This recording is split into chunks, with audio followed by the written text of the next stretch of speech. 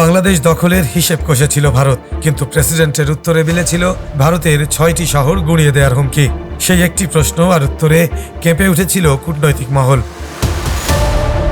কেনই বা ভারত বাংলাদেশকে দখল করতে চেয়েছিল, আর কেনই বা বাংলাদেশের প্রেসিডেন্ট গুঁড়িয়ে দিতে চেয়েছিলেন ভারতের 6টি শহর? দিল্লির রাষ্ট্রপতি ভবনে কি ঘটেছিল সেদিন?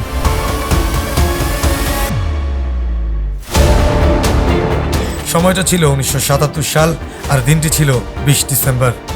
ভারতের রাজধানী নতুন দিল্লিতে প্রেসিডেন্ট জিয়াউর রহমানের সফরের দ্বিতীয় দিন। 70 বছর বয়স্ক ভারতের প্রতিরক্ষা মন্ত্রী জগজীবন রাম প্রেসিডেন্ট জিয়ার সাথে সাক্ষাৎ করতে আসেন রাষ্ট্রপতি ভবনে। আগের দিন এয়ারপোর্ট থেকে শুরু করে দুদিনে প্রেসিডেন্ট জিয়াকে এত বেশি সম্মান দেওয়া হয়েছে, যা রামবাবুর একেবারেই সহ্য হয়নি। অন্যদিকে আছেন 81 বছর বয়সী প্রধানমন্ত্রী মোরারজি দেশাই, 66 বছর বয়সী প্রেসিডেন্ট নীলম সঞ্জীব রেড্ডি এবং 54 বছর বয়সী পররাষ্ট্রমন্ত্রী অটল বিহারী বাজপেয়ী সহ ভারতের সকল সিনিয়র নেতারা। বাংলাদেশের 41 বছর বয়সী এই ছোকরা প্রেসিডেন্টকে এত সম্মান ও প্রটোকল দেওয়ার বিষয় নিয়ে কিছু বলতে না পারলেও মনে মনে তারা সবাই খুবই ক্ষুব্ধ। তাছাড়া 1977 সালের নভেম্বর মাসে বাংলাদেশ এবং ভারতের মধ্যে যে পানি বন্টন চুক্তি হয়, সেটাতে রীতিমতো নজিরবিহীনভাবে বাংলাদেশ কূটনৈতিক জয় পায়, যা তাদের আরও বড় একটি অস্বস্তির কারণ।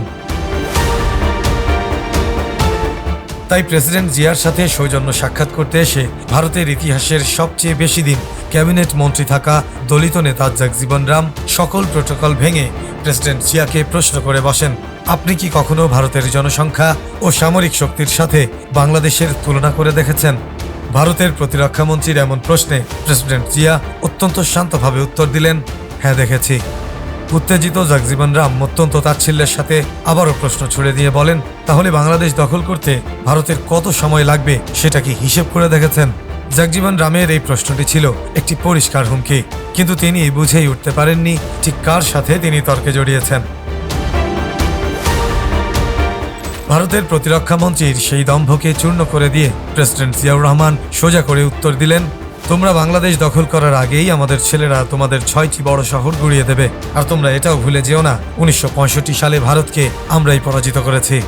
জগজীবন রাম আর কোনো কথা না বলে সোফা ছেড়ে উঠে চলে যাওয়ার সময় প্রেসিডেন্ট জিয়া আবারও জগজীবন রামকে প্রশ্ন করেন, কোন 6টা শহরকে আমরা কেয়ামত করে দেব জানতে চাইলে না যে? পরিস্থিতি বেগতিক দেখে কোনো কথা না বলেই হলত্যাগ করেন জগজীবন রাম। জগজীবন রামের সাথে আসা ভারতের সে সময়ের পররাষ্ট্র সচিব জগৎ সিং মেহতা এবং বাংলাদেশে নিযুক্ত ভারতের হাইকমিশনার KPS মেনন ছিলেন ভারতের ঘাঘু দুইজন কূটনৈতিক।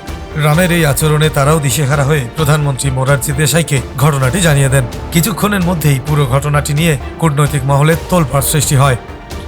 প্রেসিডেন্ট জিয়ার পাশে বসা ছিলেন পররাষ্ট্রমন্ত্রী অধ্যাপক শামসুল হক, পানি বিশেষজ্ঞ ও উপদেষ্টা BM আব্বাস, পররাষ্ট্র সচিব তাবারক হোসেন এবং ভারতে নিযুক্ত বাংলাদেশের হাইকমিশনার শামসুর রহমান খান। তারা ঘটনা দেখে রীতিমতো স্তম্ভিত ও শঙ্কিত হয়ে পড়েন। কিন্তু বাংলাদেশের ইতিহাসের সবচেয়ে সাহসী এই সরকার প্রধান ওই পরিস্থিতিতে ছিলেন প্রচণ্ড আত্মবিশ্বাসী এবং শান্ত।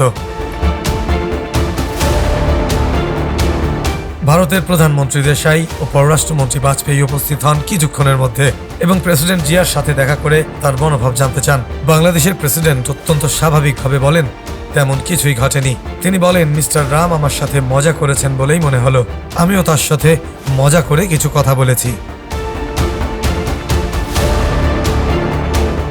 এই হলো আমাদের দেশের স্বাধীনতার ঘোষক প্রেসিডেন্ট জিয়াউর রহমান।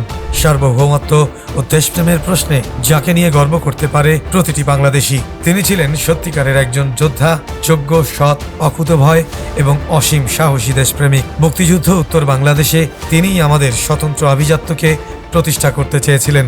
তিনি চেয়েছিলেন বাংলাদেশকে ভারতের আধিপত্যবাদ মুক্ত করতে। আজ স্বাধীনতার এতগুলো বছর পার করেও বাংলাদেশ যখন সেই ভারতের দাসত্ব থেকে মুক্ত হতে পারে না, তখন একজন প্রেসিডেন্ট জিয়ার ভীষণ প্রয়োজন অনুভব করি আমরা। এখন রাষ্ট্র ক্ষমতায় তারই সন্তান তারেক রহমান। তিনি কি বাবার পথ অনুসরণ করে নতুন বাংলাদেশের কণ্ঠস্বর হয়ে উঠবেন, নাকি হাসিনার মতোই ভারতের দাসত্ব করে নিজের ক্ষমতা টেকানোর চেষ্টা করবেন? সেটাই এখন দেখার বিষয়।